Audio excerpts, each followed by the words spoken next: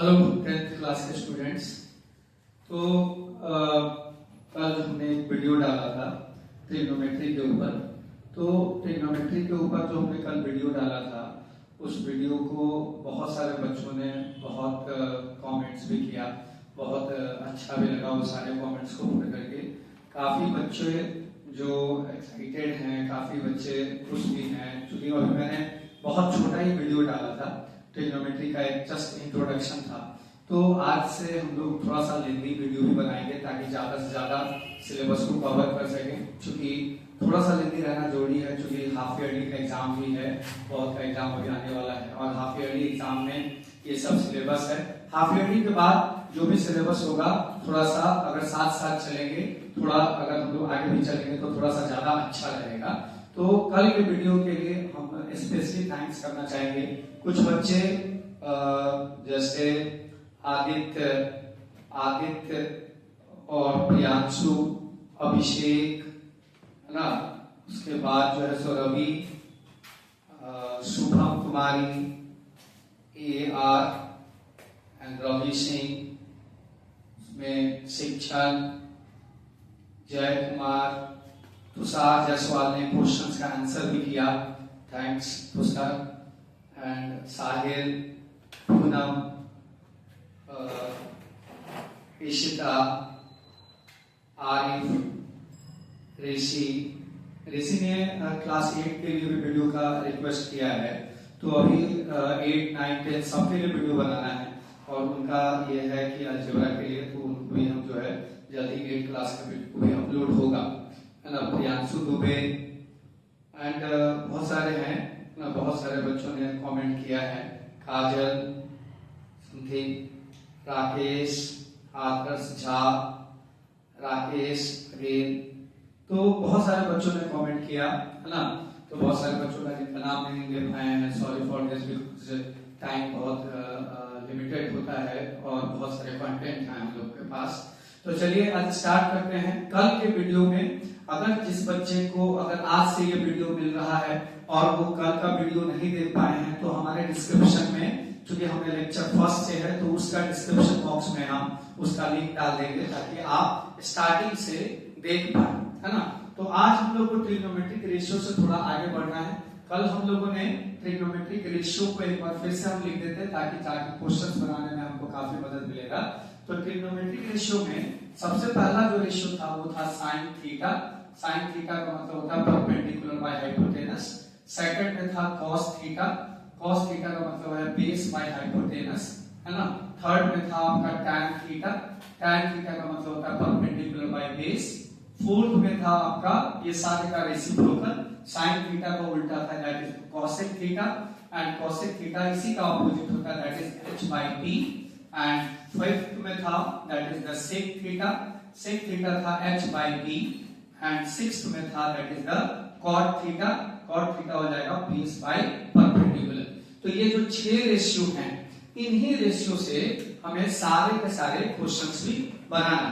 तो आपको मैं पहले कैटेगराइज कर रहा हूं कि ट्रिग्नोमेट्रिक रेशियो में जो भी सिलेबस में था, क्योंकि बहुत ऐसे बच्चे भी हैं तो वो पुराने वाले सिलेबस को भी कवर अप करना चाहते हैं। पुराने वाले सिलेबस में बहुत ऐसा चीज था जो बढ़ गया, लेकिन वो बच्चे जो मैथ्स आगे लेकर के कंटिन्यू करना चाहते हैं, जो कॉम्पिटिटिव सेक्शंस में भी जाना चाहते हैं, तो पहले तो हम लोग सिलेबस की बात करेंगे और जो छूटा हुआ जो चैप्टर है, यानी जो सिलेबस से हटा दिया गया है, उन चैप्टर्स के भी कंटेंट को हम लोग जरूर डिलीवर करेंगे ताकि जो बच्चे थोड़ा सा मैथ्स को लेकर के आगे कंटिन्यू करते हैं उनके लिए ये बहुत ज्यादा हेल्पफुल होगा।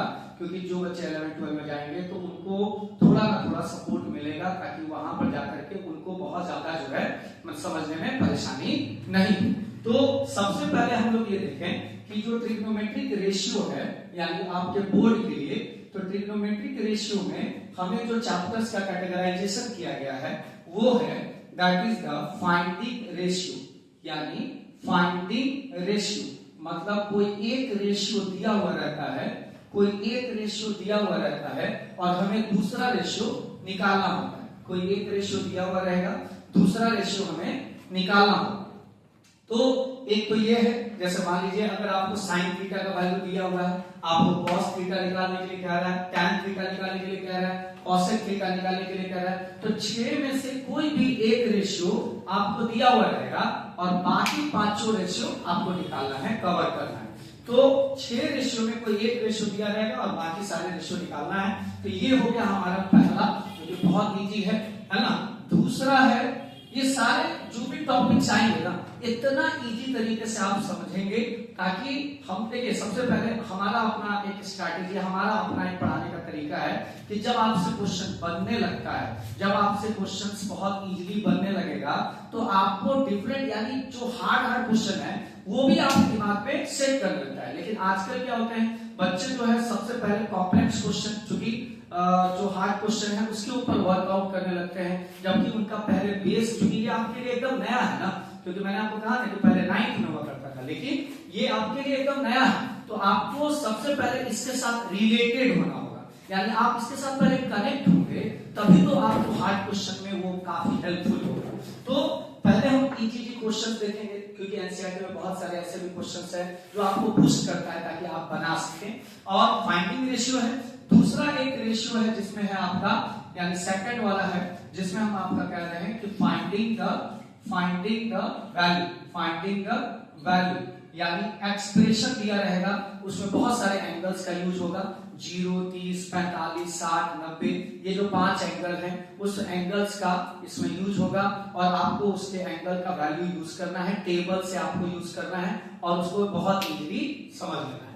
एंड जो सबसे इंपॉर्टेंट है, जिसका शायद आप सब लोग वेट कर रहे हैं, and what is that, identity. तो आप मेरा एकदम बिलीव करिए कि आप जब एकदम स्टार्टिंग से पढ़ रहे हैं, तो इसीलिए मैं एकदम सारी चीजों को क्लियर करते आ रहा हूं कि ताकि आपको ये भी टॉपिक बहुत ही इजी लगे, बहुत ही आसान तरीके से आप हर क्वेश्चन को इजीली बना सके। तो finding ratio, finding the value at different angle, ये सारे टॉपिक्स हैं जो हम लोगों का कैटेगराइज करें। तो एक और था जो, अब ये सब जो छूटा हुआ सिलेबस है ये भी आप जान लें, जो इस साल हटा दिया गया, वो था कॉम्प्लीमेंट्री, है ना, कॉम्प्लीमेंट्री एंगल जो है वो हट चुका है। और एक था और जिसका नाम था एलिमिनेशन, तो एक कॉम्प्लीमेंट्री था और एक था आपका एलिमिनेशन का मतलब होता है, यानी कोई एक रेशियो दिया हुआ रहता है x और y के टर्म में, तो हमें उसे हटा देना होता है। तो ये सारे के सारे, यानी ये आपका बोर्ड का सिलेबस है, ये आपके बोर्ड का सिलेबस है, ये आपके बोर्ड का सिलेबस है, और ये दोनों जो है आपके कहीं ना कहीं वो टॉपिक से हटा दिया, लेकिन मैंने आपको कहा है कि वो सब भी हम लोग कवर करेंगे, है ना। तो इसीलिए आपको वीडियो को पूरा देखिए, और जैसे आप सपोर्ट किए हैं फर्स्ट वीडियो, वैसे ही थोड़ा सा आप लाइक्स और कमेंट्स करते रहिए, और अपने क्वेश्चंस को भी जरूर उसमें डालिए जो क्वेश्चंस आपका फंसा है, ताकि हो सकता है कि अगर मैं ये टॉपिक पढ़ा रहा हूँ और इस टॉपिक में जो आपको प्रॉब्लम होगा, अगर आप वो प्रॉब्लम भी डायरेक्ट बोलेंगे, तो शायद मैं उस वीडियो में आपके ही प्रॉब्लम को डिस्कस कर सकता हूं, ताकि आपकी भी प्रॉब्लम जब आपका सॉल्व होगा तो आपको भी शायद वीडियो देखने में एक अलग आनंद आएगा। तो आइए हम लोग सबसे पहले बात करते हैं, that is the finding ratio. It is very important, है ना, यानी फाइंडिंग रेशियो में अगर मान लिया जाए, पहले तो इजी से बात करते हैं, जैसे मान लिया जाए कि अगर साइन थीटा का वैल्यू दिया हुआ है 3/5, साइन थीटा अभी हमारा ये चल रहा है ना, तो ध्यान से समझना है। तो फाइंडिंग रेशियो में साइन थीटा का वैल्यू दिया हुआ है 3/5, और आपको पता है कि sine theta is equal to क्या होता है, sine theta is equal to क्या दिया हुआ है 3/5, एंड साइन थीटा का वैल्यू आपको पता है that is the perpendicular by hypotenuse is equal to 3/5। Sine theta का वैल्यू क्या होता है, साइन थीटा किसका रेशियो होता है, परपेंडिकुलर एंड हाइपोटेनस का। तो साइन थीटा में आपका यहाँ पे क्या दिया हुआ 3/5 दिया, तो इसका मतलब क्या हुआ, यानी साइन थीटा को आपने क्या लिख दिया p/h में, एंड उसका वैल्यू दिया 3/5। अच्छा, आपको याद होगा बच्चों, जब आप जूनियर क्लासेस में जब कोई रेशियो लेते थे, है ना, यानी 8th क्लास में 7th क्लास में जब कोई इस तरह का आता था कि क्वाड्रिलेटरल है, क्वाड्रिलेटरल में 4 एंगल हैं, 1:2:3:4, तो वो जो चारों एंगल होता था वो रेशियो में रहता था, तो आप उसको क्या करते थे, उन सारे एंगल को x के साथ करते। x वहां पे क्या है, एक कांस्टेंट है, क्योंकि रेशियो को आप डायरेक्ट यूज नहीं कर सकते। तो यहाँ पर ये परपेंडिकुलर के सामने क्या दे रहा है 3, लेकिन हम परपेंडिकुलर डायरेक्ट 3 नहीं लिख सकते, परपेंडिकुलर का वैल्यू डायरेक्ट हम 3 नहीं ले सकते। इसका मतलब क्या हुआ, यानी परपेंडिकुलर को हम मान लेते हैं कि 3 के मल्टीपल में है जो कि किसी कांस्टेंट के साथ है, यानी p = 3x एंड हाइपोटेनस = 5। यानी अब इसको हमने क्या किया, किसी कांस्टेंट के साथ लगाया, यानी परपेंडिकुलर हो गया 3x, हाइपोटेनस हो गया 5। अब आप जानते हैं कि ट्रायंगल में क्या होता है, 3 साइड होता है, परपेंडिकुलर, बेस एंड हाइपोटेनस। तो बच्चों परपेंडिकुलर 3x है, हाइपोटेनस 5x है, तो अब यहाँ पर कौन सा ऐसा साइड है जो बच गया, और वो है बेस। और आपको तो पता है कि राइट ट्रायंगल में कौन सा थ्योरम हम यूज करते हैं सबसे ज्यादा, that is the Pythagoras theorem. Pythagoras theorem सबको पता है, यानी यहाँ पे बेस निकालने के लिए हम लोग क्या करते हैं, रूट अंडर हाइपोटेनस का स्क्वायर एंड माइनस परपेंडिकुलर का स्क्वायर। यानी बेस कैसे निकालते हैं हम लोग, हाइपोटेनस का स्क्वायर माइनस परपेंडिकुलर का स्क्वायर।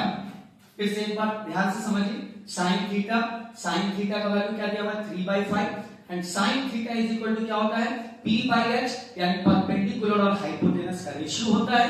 हम यहाँ पे डायरेक्ट 3 नहीं ले सकते, ये सब चीज बहुत नोट करने वाली बात है। बहुत सारे बच्चे ऐसे भी होते हैं कि डायरेक्ट p = 3 ले लेते हैं, हाइपोटेनस = 5 ले लेते हैं, तो ये गलत हो जाएगा, क्योंकि आप जानते हैं कि रेशियो में अगर हम उसके वैल्यू का यूज करना चाहते हैं तो हमको किसी ना किसी कांस्टेंट के साथ ही लेना होगा। यानी परपेंडिकुलर क्या हो जाएगा 3x एंड हाइपोटेनस क्या हो जाएगा 5x। तो यानी परपेंडिकुलर दिया हुआ है, हाइपोटेनस दिया हुआ है, बेस नहीं हमको पता है। तो अब हम यहाँ बेस निकालने के लिए कौन सा थ्योरम का यूज किया है मैंने, यहाँ पर ये कौन सा थ्योरम है बच्चों, ये थ्योरम है पाइथागोरस थ्योरम। Pythagoras theorem. तो base = root under hypotenuse square minus perpendicular square. तो अब बताइए बेस = रूट अंडर हाइपोटेनस कितना है, दैट इज द 5x का स्क्वायर एंड माइनस परपेंडिकुलर कितना है, दैट इज 3x का square = root under 25x square minus 9x square. तो यहाँ 25x स्क्वायर में से 9x स्क्वायर जाएगा, तो क्या बच जाएगा बच्चों, यहाँ पे बच जाएगा बेस = 25x स्क्वायर में से 9x स्क्वायर गया तो रूट अंडर 16x स्क्वायर। तो बेस = क्या हो जाएगा, that is the 4x। I think अब आपके लिए बहुत इजी हो गया, यानी परपेंडिकुलर आपको पता ही था, हाइपोटेनस आपको पता ही था एंड बेस भी अब आपको पता चल गया। परपेंडिकुलर भी पता था, हाइपोटेनस भी पता था, बेस भी पता चल गया। तो अब बच्चों आप सब जानते हैं कि इट इज वेरी इजी कि अब आप इसका सारा का सारा, यानी एक रेशियो आपको दिया हुआ था एंड बाकी का 5 रेशियो का वैल्यू अब आप छुट्टियों में निकाल सकते हैं। तो अब मेरे साथ थोड़ा सा फटाफट आप बताइए, परपेंडिकुलर, बेस एंड हाइपोटेनस आपको पता है एंड साइन थीटा दिया हुआ था। तो अब बताइए cos थीटा = क्या होता है, cos थीटा = होता है base by hypotenuse, base by hypotenuse. अब इसमें बेस कौन सा है बताओ, यानी बेस हो गया 4x एंड हाइपोटेनस कौन सा हो गया, दैट इज 5x। तो यानी x से x कैंसिल हो गया, यानी 4/5 cos थीटा निकल गया। अब हमारा क्या है tan थीटा। तो tan थीटा = क्या होता है, यानी परपेंडिकुलर बाय बेस। परपेंडिकुलर कौन सा है, परपेंडिकुलर है हमारा that is the 3x and base क्या है, बेस क्या है 4x। यहाँ हो गया 4x, x से x कट गया, दैट इज द 3/4।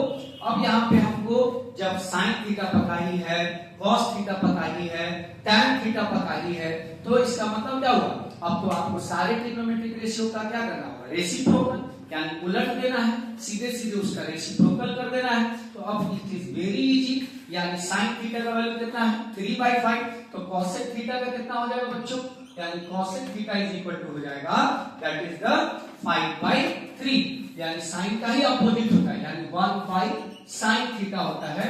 तो यानी अगर sin थीटा 3/5 है तो cosec थीटा कितना हो जाएगा बच्चों 5/3। एंड अब आपको cos थीटा कितना दिया हुआ है, बेस बाय हाइपोटेनस, यानी cos थीटा क्या दिया हुआ है 4/5। अब sec थीटा आपका कितना हो जाएगा बोलो, sec थीटा क्या होता है 1/, तो cos होता है ना, तो यानी cos थीटा = कितना है 4/5। तो यहाँ क्या हो जाएगा that is 5/4। sec theta is equal to 5/4।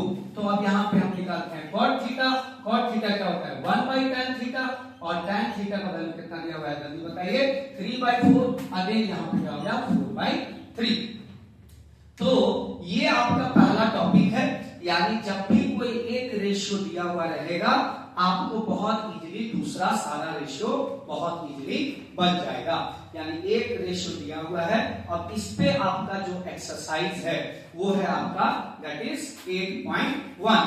यानी 8.1 एक्सरसाइज हम लोग अभी कौन सा डील कर रहे हैं बच्चों, एक्सरसाइज डील कर रहे हैं 8.1।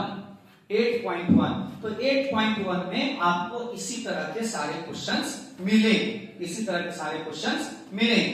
अब एक क्वेश्चन और हम लोग को देखना है ना, जो आप लोग को शायद ये थोड़ा सा डिफरेंट क्वेश्चन है, जो कि बहुत इजी वाला एक क्वेश्चन हो गया, और बाकी जो है वो थोड़ा हमने आपको बोला कि इजी क्वेश्चन भी है और थोड़ा अच्छा क्वेश्चन भी है।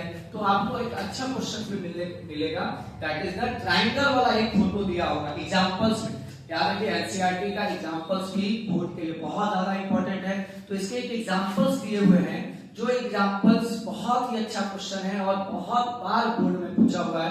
आप सब लोग समझ चुके होंगे कि मैं किस एग्जांपल्स की बात कर रहा हूं। तो एग्जांपल्स में आपको दिया हुआ है कि एक ट्रायंगल वाला दिया हुआ है ना।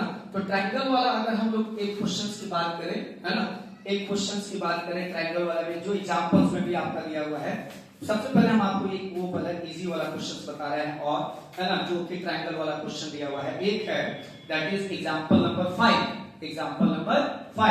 8.1 एक्सरसाइज का एग्जांपल नंबर 5। अगर आप बुक खोल करके सामने अगर रखेंगे तो आपके लिए बहुत ज्यादा बेटर होगा, ताकि आप उस क्वेश्चन से कनेक्ट हो पाएंगे कि कौन सा क्वेश्चन मैं डिस्कस करने जा रहा हूं। तो ये है एग्जांपल नंबर 5, जिसमें आपके ट्रायंगल के बारे में दिया हुआ है, यानी ट्रायंगल से रिलेटेड क्वेश्चंस है। यानी अब एक फिगर दिया हुआ है। एक चीज और मैं आपको बताना चाहूंगा कि जब भी कोई क्वेश्चन आप बना रहे हो, तो क्वेश्चन में अगर डाटा यानी कोई डायग्राम का डाटा दिया हुआ है कि किस तरह का फिगर दिया गया है और उसमें इंफॉर्मेशन सारा दिया हुआ है, तो उस इंफॉर्मेशन से डायग्राम खुद से बनाने की कोशिश कीजिए। जैसे यहाँ पे दिया हुआ एग्जांपल में एक ट्रायंगल है OPQ, राइट एंगल है एट P। देखिए फिर से ध्यान से देखिए, एग्जांपल नंबर 5 बुक्स को अपने सामने जरूर रखिए, एनसीईआरटी की बात कर रहे हैं अभी हम। तो 8.1 में एक्सरसाइज 8.1 में एग्जांपल नंबर 5 में कह रहा है कि एक ट्रायंगल है OPQ, एकदम ध्यान से देखिएगा, OPQ।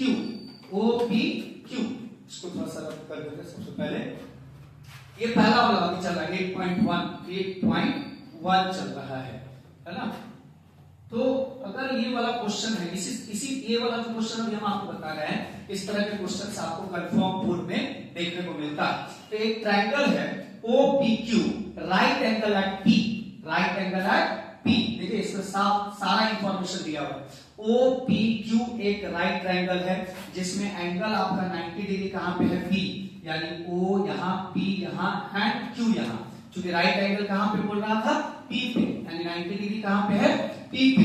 तो in triangle OPQ right angle at P।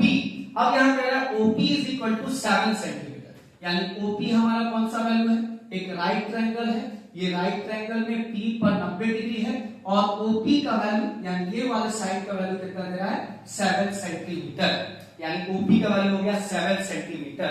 अब एक यहाँ पे थोड़ा सा समझने वाला, एकदम डीपली हम एकदम आराम से बता रहे हैं, ध्यान से सुनिएगा। OQ माइनस PQ, यानी OP का वैल्यू कितना दिया हुआ है 7 सेंटीमीटर, एंड दूसरा एक रिलेशन में दे दिया। रिलेशन में क्या दे दिया, यानी OQ माइनस PQ, यानी OQ minus PQ is equal to, यहां पे दे रहा है 1, यानी OQ माइनस PQ कितना दे रहा है, OQ यहां पे देखिए एक वैल्यू आपका दे दिया, 3 साइड होते हैं, 3 साइड में OP का वैल्यू दे दिया है 7 सेंटीमीटर, और इन दोनों का वैल्यू नहीं दिया, इन दोनों का डिफरेंस दे दिया, यानी OQ एंड माइनस PQ, इन दोनों साइड को अगर आप डिफरेंस करते हैं तो तो आपका आंसर कितना आ रहा है, दैट इज 1, यानी दोनों साइड का डिफरेंस दिया है 1। इस सवाल को आप क्या करेंगे, मेरे अकॉर्डिंग आपके लिए इजी क्या है, तो सबसे पहले क्या कीजिएगा, चूंकि माइनस को कैरी नहीं करना, माइनस को ज्यादा क्या बोलते हैं, हर सवाल का एक सबसे, हम मेरे अकॉर्डिंग माइनस से थोड़ा बचने का कोशिश कीजिए। तो यहाँ पे हम लोग क्या करेंगे, OQ को OQ रहने देंगे और माइनस PQ को हमने क्या मान लिया, X, है ना, यानी चूंकि दो रिलेशन दिया हुआ है, यानी OQ minus PQ equal to 1 दिया है, तो PQ को हमने क्या मान लिया, X। अब इज इक्वल टू क्या हो गया यहाँ 1, ठीक है। तो अब ये माइनस x है, माइनस x इधर रहेगा तो क्या हो जाएगा, बोलो, OQ बराबर 1 प्लस x, 1 प्लस x। एकदम ध्यान से समझिएगा, इस टाइप के क्वेश्चन बोर्ड में कई बार पूछा हुआ क्वेश्चन है। फिर से एक बार समझिए, यहाँ पर एक राइट ट्रायंगल है OPQ, और OPQ में यहाँ पर आपका 90 डिग्री कहाँ पे है, P पर है, और आपका OP का वैल्यू कितना दे रहा है, 7 सेंटीमीटर, OP का वैल्यू दे रहा है 7 सेंटीमीटर।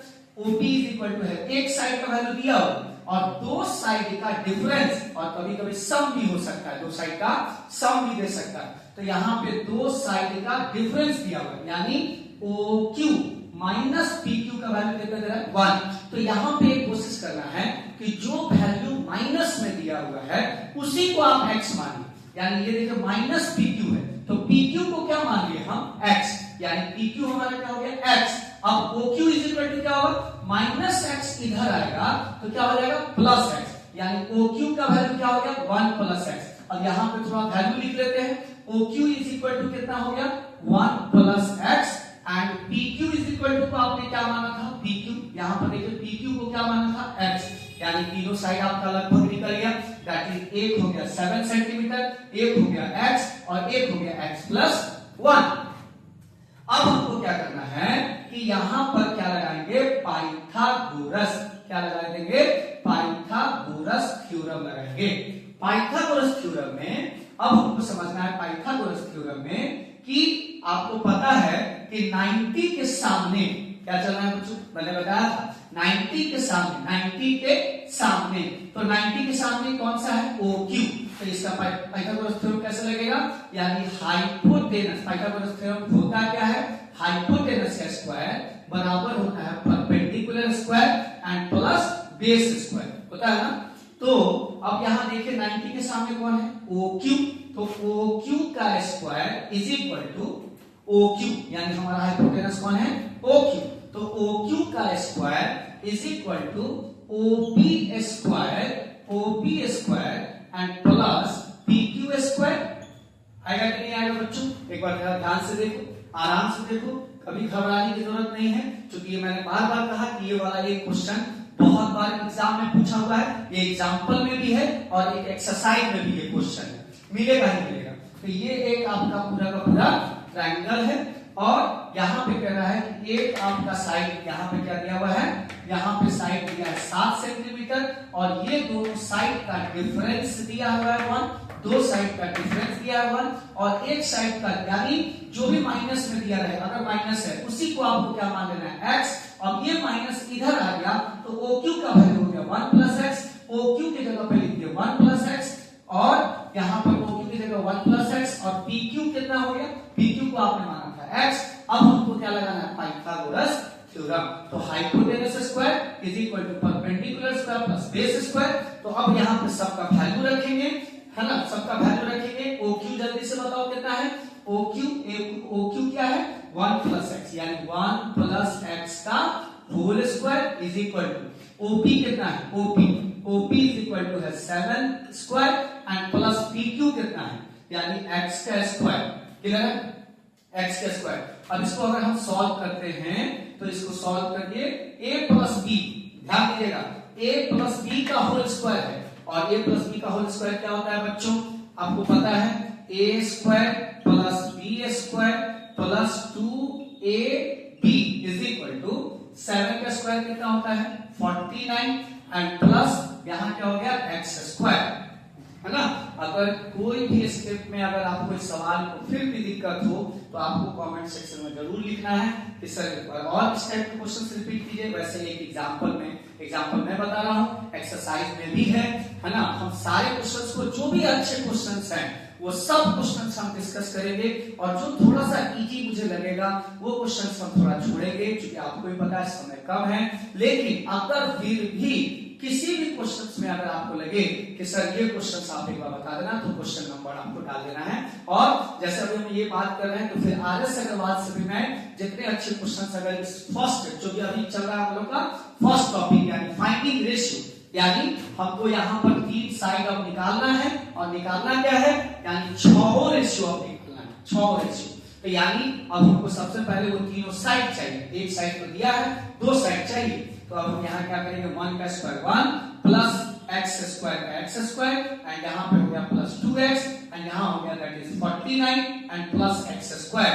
अब सबको इधर ले आओ, यानी 1 plus x square plus 2x, and यहाँ माइनस 49 और यहाँ minus x square is equal to 0। ये प्लस 49 आया, इधर माइनस 49, प्लस एक्स स्क्वायर आया माइनस एक्स स्क्वायर, ये दोनों आपका कैंसिल हो गया।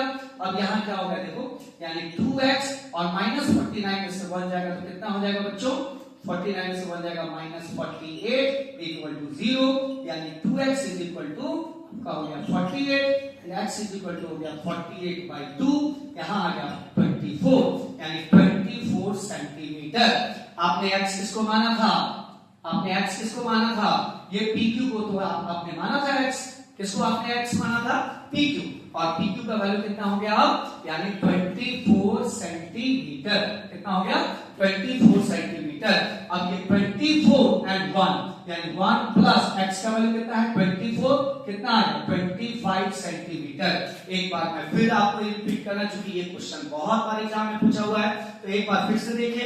एक राइट ट्रायंगल है, राइट ट्रायंगल में 3 साइड होते हैं। अब आपको तीनों साइड निकालना है, और तीनों साइड जब तक नहीं निकलेगा तब तक आपको ट्रिग्नोमेट्रिक रेशियो का आप वैल्यू नहीं निकाल सकते। तो एक साइड आपका 7 सेंटीमीटर दिया हुआ था, यानी ये साइड आपका 7 सेंटीमीटर दिया हुआ था, और ये दोनों साइड का रिलेशन दिया हुआ था, यानी OQ और PQ का रिलेशन दिया हुआ था 1। आपको मैंने कहा कि जो माइनस में दिया है उसी को आप x मान लेंगे, यानी PQ is equal to x, minus x इधर आएगा तो प्लस, आपका यहाँ हो गया OQ का वैल्यू हो गया 1 प्लस x, PQ का वैल्यू आपने माना x। अब यहाँ पे आपने लगाया पाइथागोरस थ्योरम, आपको पता है कि 90 के सामने वाला हाइपोटेनस, हाइपोटेनस का square perpendicular square plus base square, तो आपने यहाँ पे हाइपोटेनस कौन है 1 प्लस x का स्क्वायर, एंड यहाँ पे आपका हो गया 7 का स्क्वायर प्लस x स्क्वायर, यहाँ पे 1 प्लस x स्क्वायर यानी कौन है, ब्रैकेट के अंदर स्क्वायर लगा हुआ, ब्रैकेट के बाहर स्क्वायर लगा हुआ है,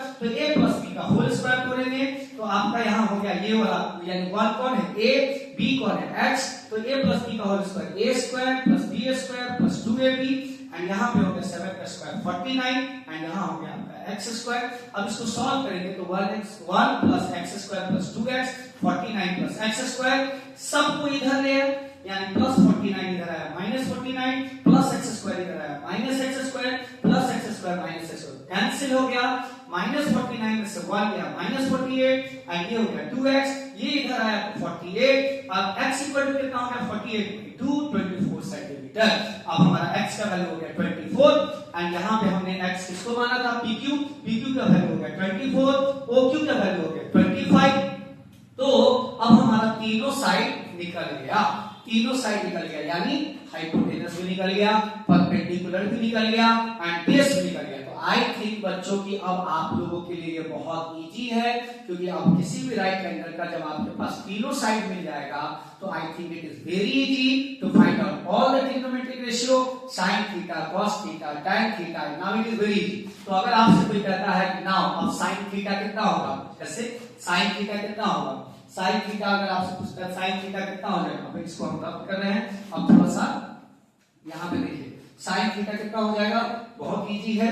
अब यहाँ पे आपने लिख दिया sin थीटा होता है परपेंडिकुलर बाय हाइपोटेनस, परपेंडिकुलर का वैल्यू कौन सा हो जाएगा, यानी यहाँ पे आपको निकालना था sin q, यहाँ पे आपको निकालना था sin q, यानी एक्यूट एंगल कौन सा लिया गया है q, है ना, एक्यूट एंगल कौन सा लिया गया q, तो sin q perpendicular by hypotenuse, तो परपेंडिकुलर परपेंडिकुलर कितना हो गया, यानी आपको पता है ना कि जो एक्यूट एंगल लेते हैं उसके सामने वाला परपेंडिकुलर, ये Q है और Q के सामने, यानी ये Q है और ये Q के सामने, तो परपेंडिकुलर कौन हो गया ये, यानी यहां हो गया 7 एंड हाइपोटेनस 90 के सामने, तो ये हो गया 25। अब आपको जो निकालना है cos थीटा निकालना है, तो cos Q यानी इस एंगल के लिए, यानी अब आपके पास यहाँ हो गया बेस बाय हाइपोटेनस, तो अब इसके लिए इसके साथ में तो ये हो गया परपेंडिकुलर 90 के साथ हाइपोटेनस, तो जो बच गया वो बेस, तो यहाँ हो जाएगा 24/25। अब जब साइन निकल गया cos निकल गया, तो आपको पता है कि साइन और cos सबसे मेन ट्रिग्नोमेट्रिक रेशियो है, तो उम्मीद करते हैं कि आपको ये वाला चैप्टर 8.1 आप एक बार ट्राई करना, फिर हम लोग उसमें से भी और कुछ क्वेश्चंस लेकर आएंगे, जो कि बहुत ज्यादा वीडियो लंबा नहीं कर सकते हैं, लेकिन धीरे धीरे क्योंकि जैसे जैसे आपकी सीटिंग कैपेसिटी हमारे प्लेटफॉर्म पे बढ़ती चली जाएगी, है ना, और उम्मीद करते हैं जरूर बढ़ेगी, क्योंकि आप लोग जो है धीरे धीरे, यानी जैसे जैसे चूंकि आपका पास समय भी कम है, स्कूल्स है, बहुत सारे ट्यूशन ऑफलाइन भी आप जाते होंगे, तो थोड़ा सा समय निकाल करके ये एक रिवीजन के लिए भी आप यूज कर सकते हैं, लेकिन जैसे ही हाफ ईयरली एग्जाम आपका कंप्लीट हो जाएगा, तो हाफ ईयरली एग्जाम के बाद का जो भी सिलेबस है हम लोग वहीं से स्टार्ट करेंगे, और जितना जल्दी हो सके वो सारा, जैसे आपका हाफ ईयरली एग्जाम के बाद आपका हाइट एंड डिस्टेंस हुआ, आपका एपी भी है, जैसे मान लीजिए, उसके बाद आपका सिमिलर ट्रायंगल्स है ना, तो निश्चित तौर पर उन सारे चैप्टर को जब आपके साथ साथ पढ़ेंगे तो आपकी भी इंटरेस्ट बहुत बनी रहेगी, तो आप एक बार फिजिक्स को देख लेना। फिर भी अगर आपको 8.1 का आपके तरफ से भी 8.1 का अगर कोई भी क्वेश्चन अगर आप पूछना चाहते हैं 8.1, अभी हम लोग फिर 8.2 जब पढ़ाएंगे, तो 8.1 का अगर आपको कोई भी क्वेश्चन एनसीईआरटी में अगर डाउट हो, उसका एक बार और मैं बता रहा हूँ, उसका जो ट्रू फॉल्स है, जस्टिफाइड आंसर है, वो सब बड़ा अच्छे से बनाना। हम एक ट्रू फॉल्स अगर होगा, जस्टिफाई होगा, तो वो सारे क्वेश्चन हम लोग डिस्कस करेंगे। ओके गाइस, है ना, आप सब लोग बस रिक्वेस्ट बस यही है कि आप लोग जिस तरीके से लाइक अभी जैसे पहले वीडियो में किए हैं, उसी तरह का आप लोग से सपोर्ट चाहिए, आप लोग भी थोड़ा सा लाइक करें, और सबसे इंपॉर्टेंट पूरा वीडियो जरूर देखिए। बार बार मैं आपसे कह रहा हूँ कि पूरा वीडियो जरूर देखिए, और आपको अगर अच्छा लगता है तो अपने दोस्त को जरूर शेयर कीजिए, क्योंकि बहुत सारे ऐसे बच्चे हैं जिनका किसी न किसी कारण छूट गया है, तो उनको पूरा वीडियो स्टार्टिंग से देखने को मिलेगा। Okay guys, good luck, thank you.